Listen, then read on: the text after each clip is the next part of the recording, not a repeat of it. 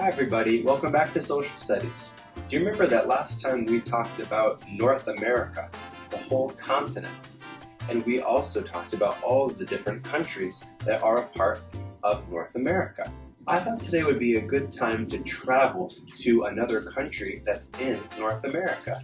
But in order to do that, you know what we have to have? We gotta have a passport. Do you know what a passport is? Passports are like tiny little books that have all of your information about who you are.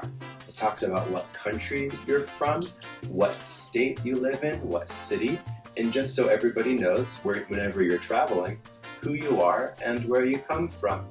Passports are important because when you travel to other countries, other places around the world like to know who you are and where you came from, and so also you can go back into the place that you're from.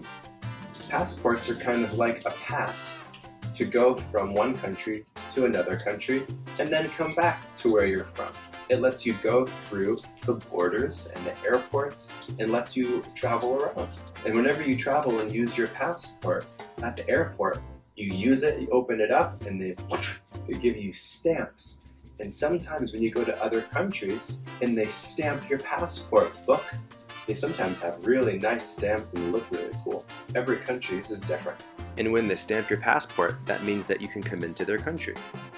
So I thought today we could take a trip down south to Mexico. But in Mexico, do you know what language they speak? They speak Spanish. So they don't call it Mexico, they call it Mexico with like an H sound. You try. Good.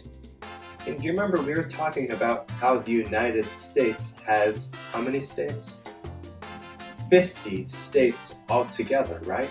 Mexico also has states, but they're a little bit different. And altogether, Mexico has 32 states. And the capital of Mexico is Mexico City. Every country is known for so many different things. Do you know some of the things that Mexico is kind of famous for? Well, Mexico's food is amazing. And a lot of people all around the world love Mexican food. That's one of the things it's known for. And there's another very special thing that I'm pretty sure you've tried that started from Mexico. It starts with a CH and ends with chocolate.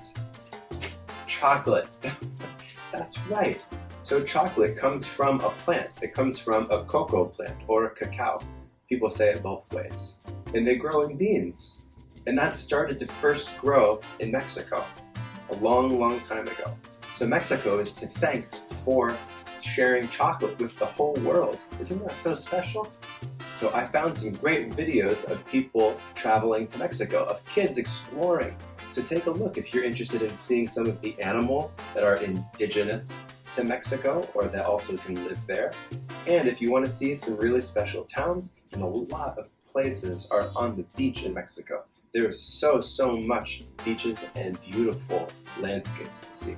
All right, everybody, thank you so much for joining me. I'm looking forward to seeing your passports if you made your very own. Let's have a great trip. Hasta luego.